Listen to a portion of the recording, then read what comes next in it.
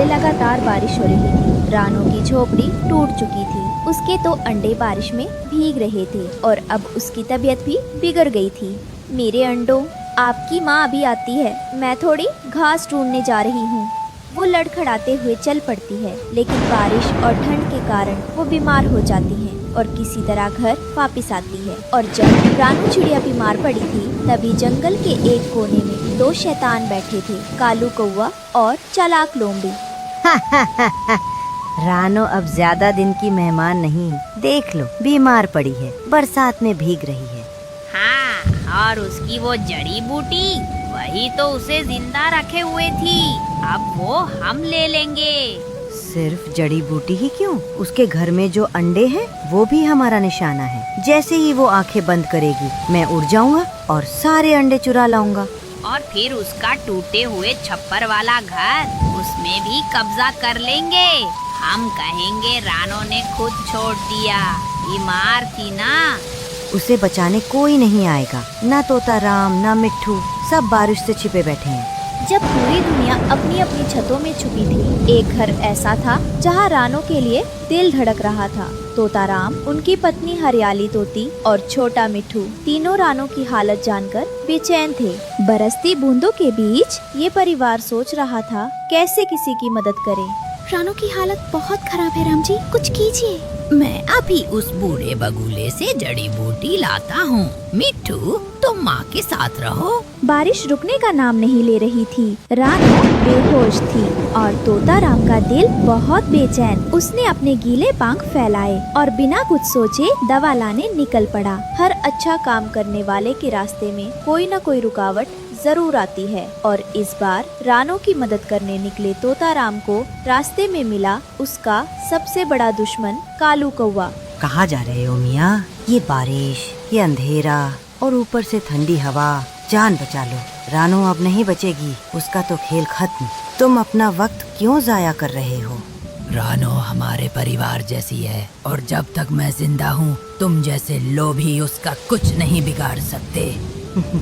हाँ हाँ, देख लिया तुम्हारा प्यार। जब उस पर झोपड़ी गिरी, कोई नहीं आया। अब उसकी सांसें गिनती की रह गई हैं और तुम दवा लेने निकले हो। बहुत देर कर दी दोस्त, अब उसकी दुनिया मेरी होगी। मुंह संभाल कर बात करो कालू। रानो कोई पराई नहीं है। उसके अंडे, उसकी सांसें, उसका घर सब बचाए जाएंगे, चाहे इसके लिए मुझे अपनी जान क्यों न देनी पड़े। उड़ जाओ, लेकिन याद रखना तुम्हारे लौटने तक बहुत कुछ बदल चुका होगा। शायद तुम जिसे बचाना चाहते हो वो अब हो ही ना। तोता राम जल्दी से वहाँ से उड़ पड़ा और बाबा बगुला की झोपड़ी में पहुँचा। बाबा बगुला, जल्दी मदद करो, रानो चिड़िया बीमार है, सांसें धीमी हो रही हैं। बेटा, बारिश में आई सीलन उसकी हड्डियों तक उतर गई है, लेकिन एक चीज है जो उसे बचा सकती है, भिंडी के छिलके से बना काढ़ा। भिंडी? पर वो कहाँ मिलेगी? पिछली पहाड़ी के नीचे कुछ भिंडी के झाड़ियाँ हैं, एक किसान छोड़ गया था, वहीं जाओ, वहीं मिलेगा उसका इलाज। लेकिन ध्यान रखना, वहाँ लोमड़ी की गुफा भी है। तोता राम तेज बारिश में उड़ता गया। पहाड़ी के पास उसे भिंडी के हरे भरे पौधे दिखे, जैसे कुदरत ने खुद रास्ता दिखा दिया हो। लेकिन अच्छाई के हर रास्ते पर एक मुश्किल जरूर होती है, और वहाँ पहले से मौजूद थी चालाक लोमड़ी। ओहो, क्या देख रही हूँ? तोता मियाँ भिंडी काटने आए हैं। किसके लिए? उस बीमार चिड़िया के लिए। वो अब तक मर गई होगी। तुम नहीं समझोगी लोमड़ी, हटो रास्ते से। तोता राम अपने पंखों से एक भिंडी काट लेता है और तेज उड़ान भरता है। घर में सब चुप थे, बस मिट्ठू अपनी रानो मासी का सर प्यार से सहला रहा था। हरियाली तोती ने दवा उसके मुंह में डाली। बारिश बाहर गिर रही थी, लेकिन अंदर सब दुआ कर रहे थे कि रानो अब उठ जाए। रानो धीरे धीरे आंखें खोलती है। ही मैं कहाँ हूँ? मासी, ये हम सब हैं। मम्मा पापा आपके लिए पहाड़ी से जड़ी बूटी लेकर आए थे। अब आप अकेली नहीं हैं, सब आपके साथ हैं। रानो बहन, एक बात कहनी है। रानो, वो दुष्ट कौवा और लोमड़ी बारिश का फायदा उठाना चाहते थे ताकि किसी को कोई खबर न लगे और वो तुम्हारे घर पर कब्जा कर ले। हम सब आपके साथ हैं मासी, चलिए उन दोनों को पकड़ते हैं। हाँ बेटा, पहले मुझे पूरी तरह ठीक होने दो, फिर उस कालू को जरूर सबक सिखाने वाला जरूर आएगा। एक दिन रानो ने एक गिद्ध को बचाया था जो गहरे गड्ढे में गिर गया था। उस दिन रानो ने अपनी जान की परवाह किए बिना उसकी मदद की थी और आज वही गिद्ध आसमान से उड़ता हुआ जंगल में वापस आया। अरे ये तो रानो बहन है, ये इतनी कमजोर क्यों लग रही है? गिद्ध नीचे उतरता है, रानो के पास आता है। भाई, आपको याद है वो दिन जब आप गड्ढे में गिरे थे? कैसे भूल सकता हूँ। आज मैं उड़ रहा हूँ तो सिर्फ तुम्हारी वजह से, और आज तुम्हारी हालत देखकर दिल रो रहा है। बताओ किसने ये हाल किया? कालू कौवा और चालाक लोमड़ी मिलकर मेरी जड़ी बूटी चुराई, अंडों को नुकसान पहुंचाने की कोशिश की और मेरे घर पर कब्जा करना चाहा। अब इंसाफ होगा। चलो अब उन्हें पकड़कर पंचायत के सामने लाना होगा। और फिर गिद्ध सीधा उस अंधेरी गुफा की तरफ गया जहाँ लोमड़ी और कालू गुफा में छुपा बैठे थे। बाहर निकलो कालू, लोमड़ी, अब तुम जंगल की नजरों से नहीं बच सकते। वो गिद्ध आ गया। अब तो हम गए, अब कहाँ भागे?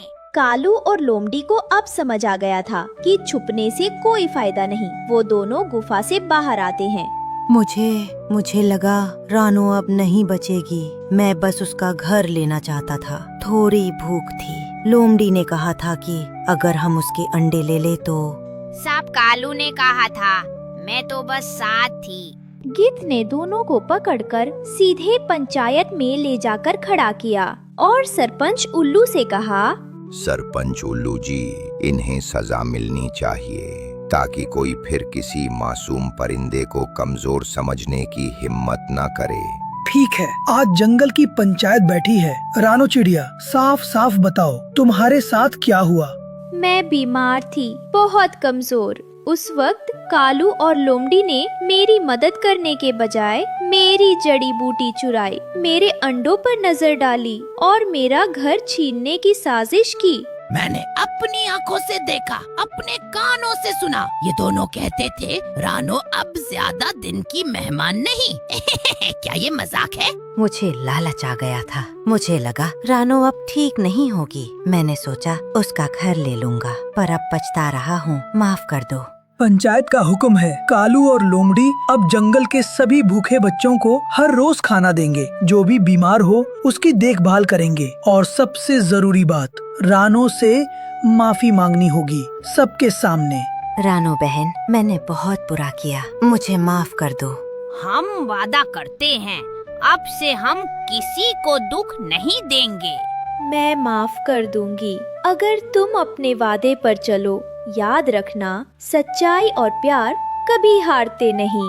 बच्चों, इस कहानी से ये सीख मिलती है कि भलाई कभी बेकार नहीं जाती और जो मिलकर साथ खड़े हों उनके आगे बुराई हमेशा हार